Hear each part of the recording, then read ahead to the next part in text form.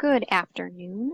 I wanted to send you just a quick email with this video because we've been having some problems trying to meet and make up these labs. So I wanted to go over this with you via video.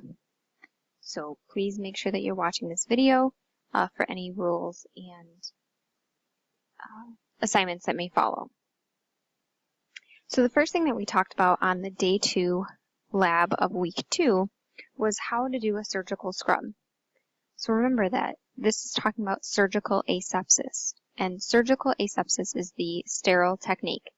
That means that no microorganisms are present and they were all destroyed during sterilization. When you do a surgical scrub, that is very different from that medical hand wash that we do every day.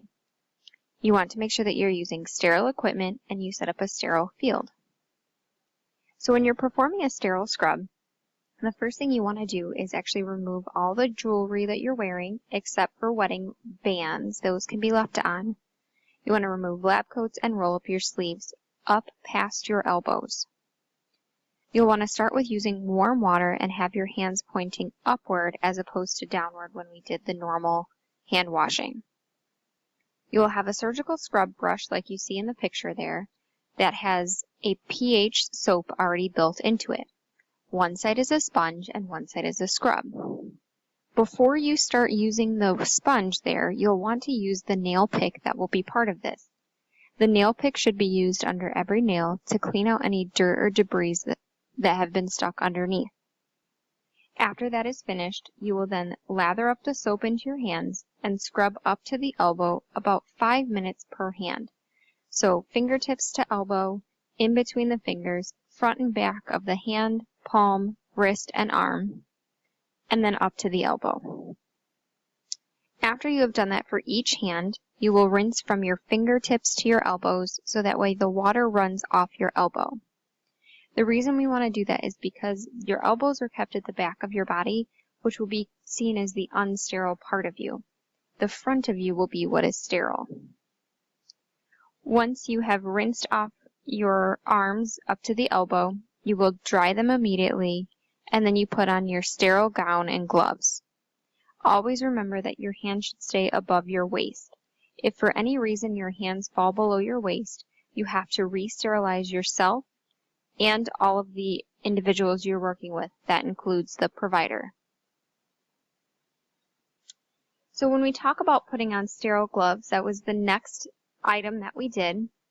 It's important to know that you always want to place the package of sterile gloves on a flat surface. You are only allowed to touch the outside 1 inch of the package. That is what is considered contaminated.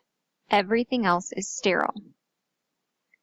You want to always glove your dominant hand first. So that means whatever hand that you normally write with, that will be what you start this gloving with.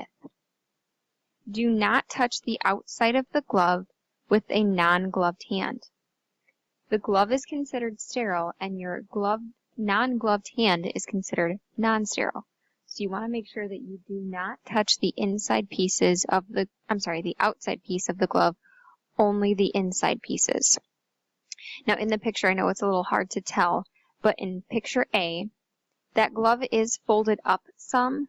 It's folded inside out. So the inside is actually folded up about 1 inch. That you can touch. And you can see in B, they have now put that on their dominant hand. Once your dominant hand is gloved, you'll want to slide your non-dominant hand into the other glove and tuck the gloved hand under the tucked glove edge. So like I said, in picture A, that's folded up about 1 inch. Picture B is the same way. Now you notice in picture C, she has stuck her gloved hand under that lip and is now going to slide her non-gloved hand in there. She's not touching the inside of the glove, only the outside. That is acceptable to do because her dominant hand is already gloved. Gloved in a sterile glove can touch a other sterile glove. Once that's on, you want to make sure that you pull the gloves down, both of them, cuffs over your gown. So kind of like you see her doing in picture E, and in picture F. And lastly, we talked about opening a sterile package. So I've kind of already talked about this a little bit when I talked about how to put on sterile gloves. When you have a sterile package, you want to make sure that you place it on a clean, dry surface. That way, when you're opening it up, it's already dry and it won't be contaminated with anything.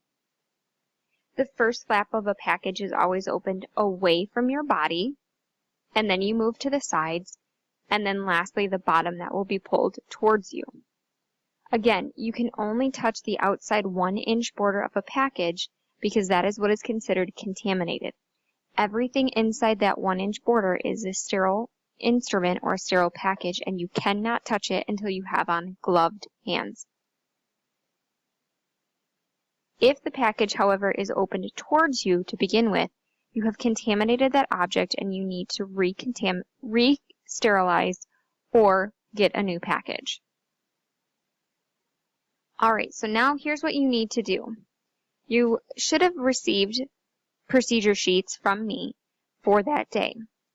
Please make sure that you fill those out with the steps of how to perform this procedure. Then, after you complete those, you will bring them to me to class on Tuesday, and you need to email me a message with the code words that I'm about to give you. With the code words, that tells me that you watched this video and that you are fully knowledgeable about the subject matter.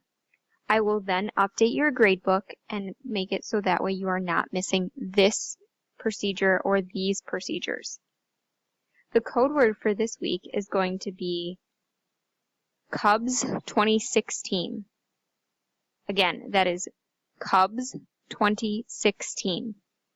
If you have any questions or concerns, please make sure that you email me right away so that way I can help you and answer any questions that you do have.